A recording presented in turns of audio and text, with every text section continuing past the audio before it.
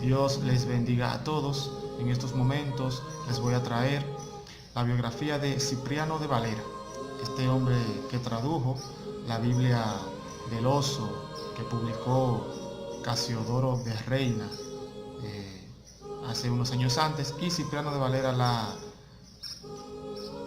modificó, hizo unas modificaciones, por eso se conoce la Biblia de Casiodoro de Reina y Cipriano de Valera, la Reina Valera. Bien, este hombre, Cipriano de Valera, nació en Sevilla en el año 1532 y murió en Ginebra en el año 1602. Fue un escritor español, monje del monasterio de San Isidoro del Campo de Sevilla. Huyó de la Inquisición antes del auto de fe de Sevilla en el año 1559 y se refugió en Ginebra. Realizó una excelente traducción de la Biblia del Oso, en el año 1602, y es autor de diversos opúsculos religiosos, los dos tratados del Papa y de la Misa. Humanista y sacerdote español que llevó a cabo una traducción íntegra de la Biblia, publicada en el año 1602. Fue el más diligente y prolífico de todos los escritores adheridos a la causa reformada.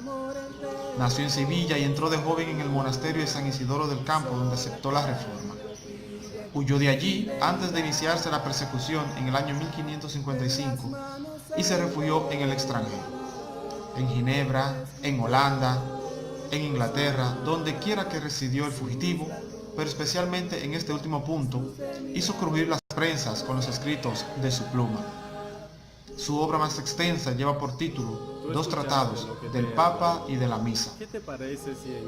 En el primero se refiere al Papa y a su autoridad, y a lo que, concerniente a este punto, enseña la Sagrada Escritura y los doctores y concilios antiguos. El segundo se refiere a la misa, aportando datos procedentes de las mismas fuentes. El propósito de ambos tratados es el de demostrar con la palabra de Dios la falta de base del sistema papal y de la misa.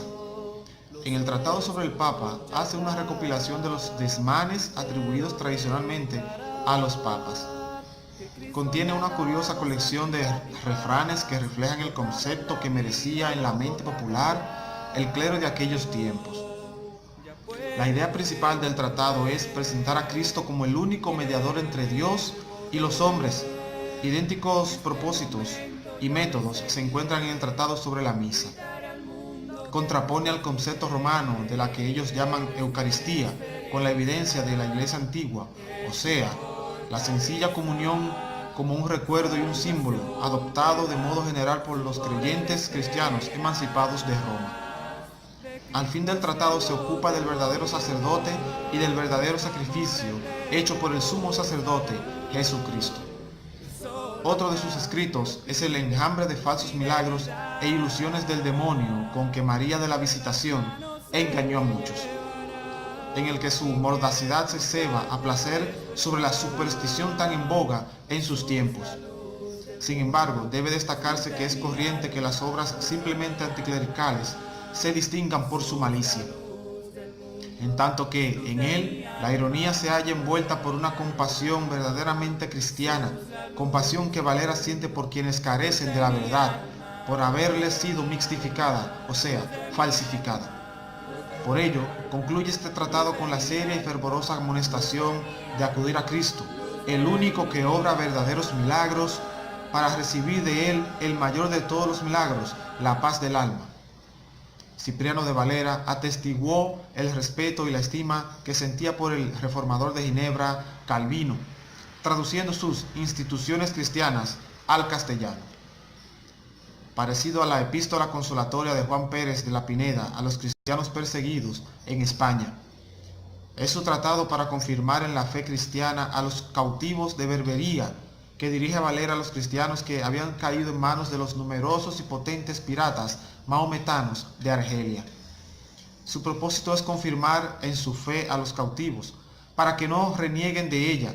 Su verbo se inspira y eleva cuando pasa a describir los consuelos de la fe cristiana, y muestra la Sagrada Escritura como un refugio de la pesadumbre y desesperación, como un arma eficaz contra los enemigos del alma y del cuerpo, y como fuente de toda doctrina cristiana. Otra obra suya es el aviso a los de la Iglesia romana. Sus folletos de carácter popular, eran escritos pensando en las masas y en el lenguaje que éstas comprenden y gustan.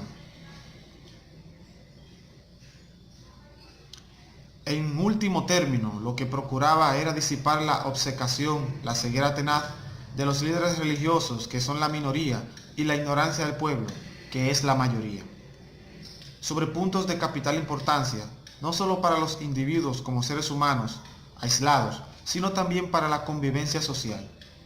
Obcecación e ignorancia que habían hecho posible una hecatombe, de la cual, como desterrado, él mismo estaba sufriendo las consecuencias. La obra de Valera que más fama le ha aportado ha sido su versión de la Biblia. Fue impresa en Ámsterdam en el año 1602. Al escribirla, Valera sigue fielmente la traducción de Casiodoro de Reina, con muy ligeras enmiendas en el lenguaje y en los sumarios de los capítulos. Esta versión es la de general aceptación todavía entre los cristianos actuales de habla española, considerando que la labor de Valera se limitó a la corrección lingüística de la traducción de Reina. Merece injusticia que se la denomine la versión Reina Valera y no solo de Valera. Al cabo de 20 años y antes de su muerte, la pudo concluir en septiembre. Escribió que los conquistadores europeos se preocupaban más en América por sus intereses personales que por la fe, y que para enriquecerse robaban y mataban a los nativos, personas por las cuales murió Jesucristo. Fue perseguido por la Inquisición, aunque al final salió ileso.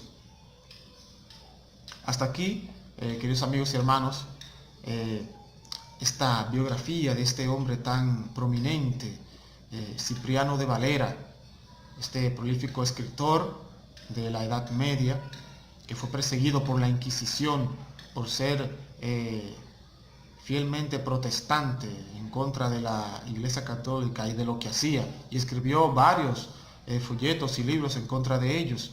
Así que este hombre, podríamos decir que fue utilizado por Dios para que la palabra de Dios se propague al mundo de la habla hispana, porque en aquellos tiempos se le prohibía a muchas personas la lectura de la Biblia, mas estas personas, esos protestantes, estos reformadores, se alzaron en voz de que todo el mundo tiene que alcanzar la palabra de Dios. Así que en otra ocasión vamos a ver otra biografía de otros personajes de aquellos tiempos que ayudaron a la reforma protestante. Nos vemos en la próxima.